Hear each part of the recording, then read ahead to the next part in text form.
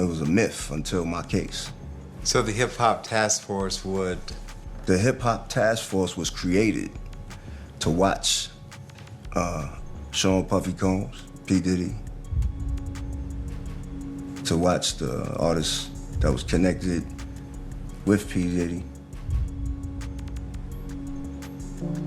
And then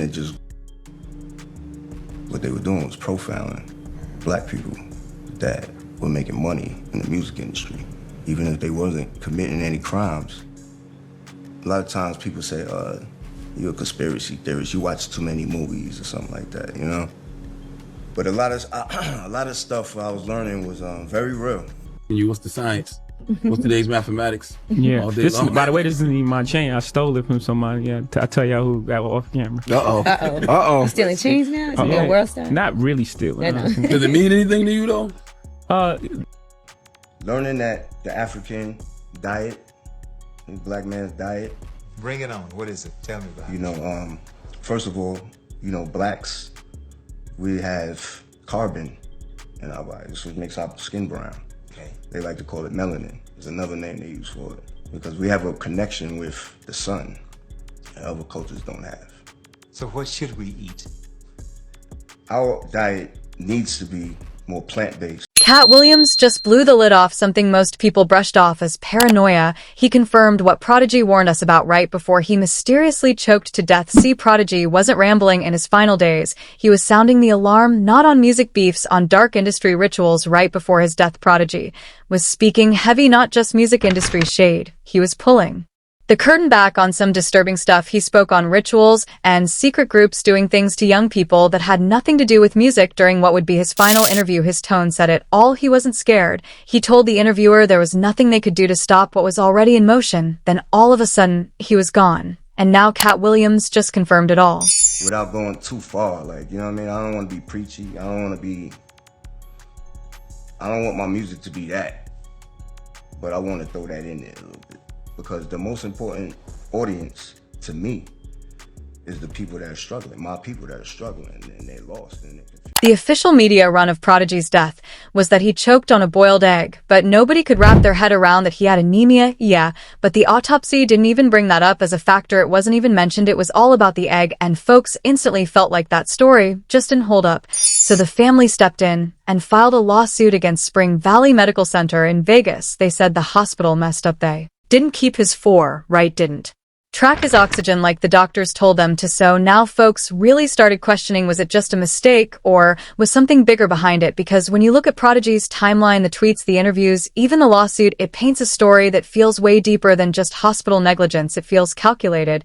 And now with Katt speaking on it years later, saying the same thing, it makes it real hard to just brush off. Let's rewind it a bit way back in the 90s before folks were even throwing the word Illuminati around like they do now. Prodigy already had it in his verses on LL Cool J's I Shot You remix. He said, Illuminati want my mind, soul, and my body, secret society, trying to keep their eye on me. That was 1995, way before Twitter, before YouTube conspiracies. He was ahead of everybody with this kind of talk. And he wasn't doing it for shock value. He was trying to get people to wake up. Then in 2008, he dropped that Illuminati track and didn't hold back. This is not a theory. The conspiracy is real. They want to put me in a straitjacket in a padded room. And when he was locked up in 2007, he penned an open letter from prison where he straight up said Jay-Z had knowledge of what was going on, but chose to play for the other side. According to Prodigy, and Diddy knew the game, but kept quiet so he could move in those corporate spaces. He accused Jay of promoting the lifestyle of the beast, instead of using his voice to lift up the truth. Things you were talking about a lot while you were in prison was a lot of the conspiracy theory stuff, Illuminati stuff.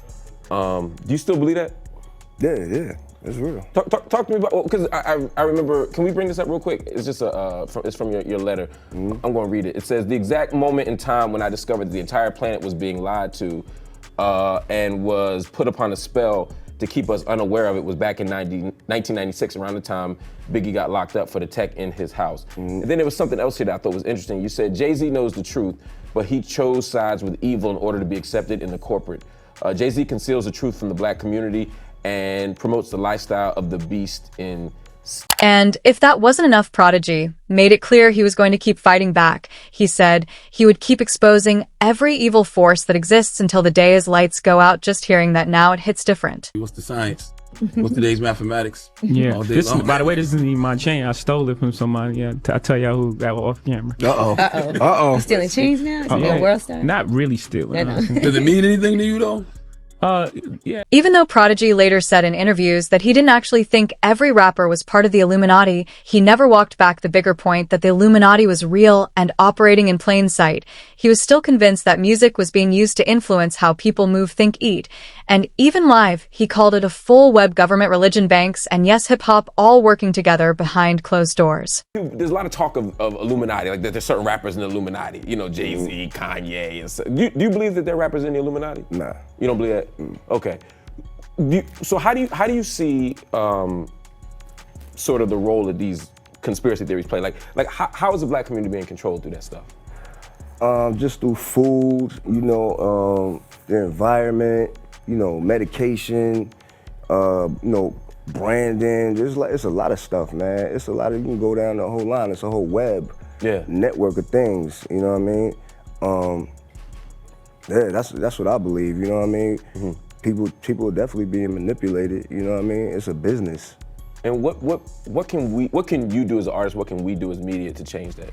We could, you know, just be rebellious and speak about it. Yeah. That brings us back to Katt Williams C. When Kanye West mentioned Prodigy's passing during an interview with Candace Owens, that triggered a wave of curiosity all over again. Kanye said he never believed Prodigy died from choking on an egg. And now, like, I talked to Noriega this morning, he was like, okay, I realized this. I realized that I really don't feel Prodigy died from choking on an egg. Candace looked confused at first, but then pulled up a clip where Prodigy talked about all the sinister stuff happening behind the scenes. And in that clip, Prodigy didn't hold anything back. He spoke directly about ritualistic and disturbing practices involving young people. He said they were doing satanic rituals and using young folks as part of these underground agendas. Yeah, they're doing all this ritualistic murder and rituals on little, you know, they molesting little kids, doing satanic sex rituals. Like, this stuff is really going on in this world. Like, on 9/11, you know what I mean, what they did was they killed 20 birds with one stone. You know what I'm saying? That's how I like to say it. You know what I mean? Because they changed all kinds of laws. They changed all kinds of they changed people's mentality, the way they look at the world. They pulled off one of the biggest ritualistic murders, you know what I mean, that ever happened, you know what I mean, live for the whole world to see. That's the kind of statement that either makes you roll your eyes or go dig for receipts, and Katt didn't treat it like a joke. He stood behind it. Learning that the African diet, the black man's diet. Bring it on. What is it? Tell me about it. You know, first of all, you know, blacks, we have carbon in our bodies, which makes our skin brown. Okay. They like to call it melanin. There's another name they use for it. Because we have a connection with the sun that other cultures don't have. So what should we eat? Our diet needs to be more plant-based. And what's crazy is that media outlets started reporting that YouTube had pulled it, and not just the video. Candace Owens caught a 1-week suspension too. That right there made it feel like someone really didn't want that info out in the open. Said he then mysteriously choked on an egg. Maybe the first person in human history to have choked on an egg in some capacity after speaking out about the Illuminati. And it's not like Prodigy only spoke once and disappeared. He'd been tweeting for years, dropping links, books, and resources for folks to connect the dots on their own. Back in 2014, he tweeted about a report on alleged voodoo rituals targeting young people overseas. In his own words, "I told y'all first they doing X rituals on kids. Dumb people need to wake the F up." Now pause and think. A man who spent his career connecting dots, dropping clues, and speaking fearlessly on heavy topics suddenly passes from a so-called egg incident, and that's all they want us to believe, especially after he released his final album, Hegelian Dialectic, the Book of Revelation, just 5 months before he died, an album that focused exactly on hidden agendas, control, and secret societies. He was also reportedly working on a stage production to break everything down further. A lot of what he spoke on lined up with Other artists who later voiced their own concerns about Diddy, including DMX and 50 Cent. Now, you got issues with the industry. What's going down with the industry, dog? The industry is full of a bunch of dick-sucking, dick-riding, bending over the desk-ass niggas, straight up like that. Whoever don't like it, bring it, nigga. Bring it. I don't give a fuck. Bring it. Bring it, bitch.